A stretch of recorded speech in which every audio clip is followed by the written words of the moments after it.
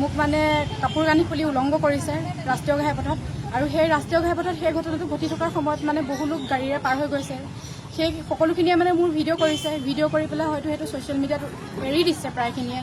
গতিকে মই এই কথাখিনি যে মোক ইমান অপদস্থ কৰিলে, কাপোৰ কানি খুলি উলংঘ কৰি পেলাই এজনী মাইকী মানুহক ইমানখিনি যে অপদস্থ কৰিলে, তেওঁলোকে কি অধিকাৰত মোক এইখিনি কৰিলে আৰু যিখিনি ঘটনা ঘটি গ'ল মানে সেই কথাটোৱে মোক মানসিকভাৱে বহুত হতাশাত পেলাইছে। মানে মই মানসিকভাৱে একেবাৰে ভাগি পৰিছোঁ। তাৰ কাৰণে মই আৰক্ষী প্ৰশাসনৰ সহায় লৈছোঁ আৰু মই আশা কৰোঁ তেওঁলোকে মোক আইনী প্ৰক্ৰিয়াৰে যিখিনি মানে উচিত মানে ন্যায় যাতে দিয়ে তাৰ কাৰণে মই তেওঁলোকৰ সহায় বিচাৰিছোঁ।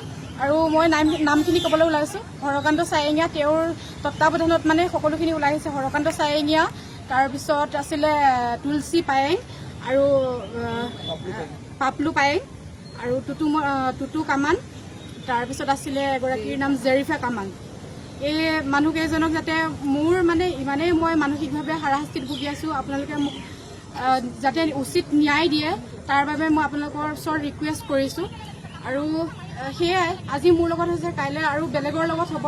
ইমানখিনি ক'ত অধিকাৰ পালে যে এজনী নাৰীক মানে এনেদৰে অশ্লীলভাৱে তেওঁলোকে মোক গালি গালাজ কৰাৰ উপৰিও মানে কাপোৰ কানি খুলি মোক উলংঘ কৰি পেলাই হত্যা কৰাৰ মানে চেষ্টা কৰিছিলে, তেওঁলোকে হত্যা কৰাৰ চেষ্টা কৰিছিলে। গতিকে এইখিনিয়ে কথা, মোক মানে উচিত যাতে ন্যায় দিয়ে। আমাৰ লখিমপুৰ জিলাৰ চাউলধোৱা থানাৰ অন্তৰ্গত যি কণা নদী তিনিআলি, লক্ষ্যজিৎ বৰা বুলি এজন যুৱকে বিগত কিছুদিন ধৰি তেখেতে তাতে এখন দোকান দি আছিলে। দোকান মানে ফাষ্টফুড, ঠিক চাহৰ এনেকুৱা চাহ তাহ দিয়ে আৰু ঘুগুনি বনাই তেনেকুৱা ধৰণৰ দোকান দি আছিলে।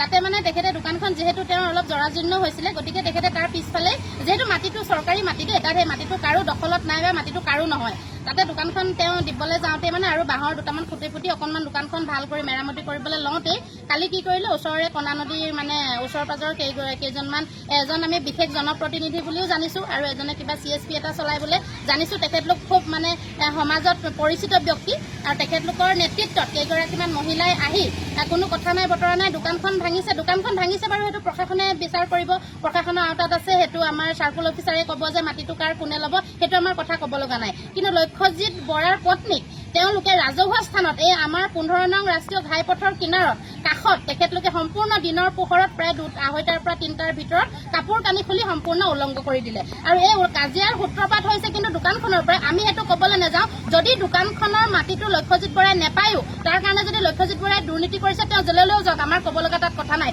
কিন্তু ৰাজহুৱা স্থানত এগৰাকী নাৰীক এনেকে সকলো ৰাইজৰ সন্মুখত কিয় উলংঘ কৰিব, আমি সেইটোতে লাগিছো। গতিকে আমি ক'ব বিচাৰিছো যে নাৰী কি মানে কি বুলি ভাবিছে, নাৰী খেলৰ পুতলা বুলি ভাবিছে নেকি? কাৰোবাক মন গৈছে লৈ গৈছে, ক'ৰবাত ধৰ্ষণ কৰি পেলাই দিছে, মাৰি দিছে, কাৰোবাক মন গৈছে লৈ গৈছে মানে লিভিঙত আছে, ক'ৰবাত ভাড়া ঘৰত নিছে, মাৰিছে, কাটি টুকুৰা টুকুৰ কৰিছে, বস্তাত ভৰাই নদীত পেলাই দিছে। এগৰাকী মহিলাক কালি আমাৰ স্থানীয় জেগাত তেখেতক মন গৈছে উলংঘ কৰি দিছে। এটা কথা আমি ক'ব বিচাৰিছো এগৰাকী মহিলা হিচাপে যে এগৰাকী মহিলাক উলংঘ কৰা মানে কিন্তু সমূহ নাৰী জাতিটোক উলংঘ কৰা। গতিকে আজি লক্ষ্যজিৎ বৰাৰ পত্নী উলংঘ হৈছে, কাইলৈ ৰাজহুৱা স্থানত বেলেগ এগৰাকী মহিলাক উলংঘ কৰিব।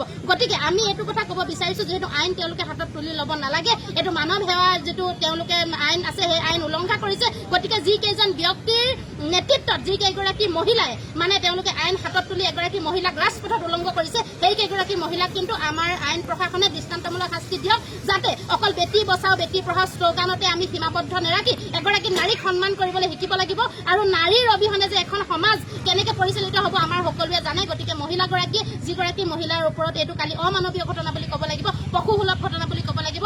এজন মতা মানুহে কেতিয়াও এগৰাকী মহিলাক ৰাজহুৱা স্থানত, বিশেষকৈ বেলেগ এজন পুৰুষে, নিজৰ স্বামীও নোৱাৰে, আজিকালি এনেকুৱা আইন আছে, নিজৰ স্বামীয়েও ৰাজহুৱা স্থানত নিজৰ পত্নীক বা ভিতৰত হ'লেও শাৰীৰিকভাৱে টাচ কৰিব নোৱাৰে। তেনেস্থলত এজন পুৰুষে এগৰাকী বেলেগ মহিলাক কিয় মানসত মানে সেৱা প্ৰতিপন্ন কৰিবৰ বাবে সকলোৱে দেখাকে যিবিলাক গাড়ী 15 নং ৰাষ্ট্ৰীয় ঘাইপথত যিবিলাক গাড়ী গৈছে, সেই গাড়ীবিলাকে কি কৰিছে, ভিডিঅ' কৰি গৈছে এনেকে মোবাইলত। সেই ভিডিঅ'টো ভাইৰেল হৈছে, কোনোবাই নকৰিলেও কোনোবাই ভাইৰেল কৰিছে। যদি এই মহিলাগৰাকী কাইলৈ সেইটো কাৰণে আত্মহত্যাৰ দৰে পথ বাছি ল'ব লগা হয়, তেতিয়াহ'লে কিন্তু সম্পূৰ্ণৰূপে তেওঁলোক জগৰীয়া হ'ব। আৰু আত্মহত্যা নকৰিলেও মানুহগৰাকী মানসিকভাৱে যি হতাশাত ভুগিছে, তেওঁ এই হতাশাটো ভাল হ'ব, সুস্থিৰ হ'বৰ কাৰণে যথেষ্ট দিন লাগিব। গতিকে আমি চাউলধোৱা আৰক্ষী প্ৰশাসনৰ আৰক্ষী বিষয়া মহোদয় তথা আমাৰ লখিমপুৰ জিলা আয়ুক্ত মহোদয়কে ধৰি মানে আমাৰ আৰক্ষী যি অধীক্ষক মহোদয়, সকলোকে আমি অনুৰোধ জনাইছো যাতে এই মহিলাগৰাকীক উচিত ন্যায় দিয়ক। আৰু মাটি বাৰী কেছটো আমি থৈ দিলো, মাটি বাৰী কোনোবাই পায় কোনোবাই নাপাওক, আমাৰ সেইটো বিচাৰ্যৰ বিষয় নহয়, আমি সেইটোলৈ নাযাওঁ। কিন্তু মহিলাগৰাকীক উলংঘ কৰাৰ কাৰণে সেই মহিলাগৰাকীয়ে কিন্তু শাস্তি পাব লাগিব। আৰু যদি এই মহিলাগৰাকীক উলংঘ কৰা ব্যক্তিসকলে শাস্তি নাপায়, তেতিয়াহ'লে কিন্তু আমি যি কৰিব লাগে আমি সকলো মহিলা প্ৰয়োজন হ'লে আমি ৰাজপথলৈ ওলাই আহিবলৈ আমি বাধ্য হ'ম।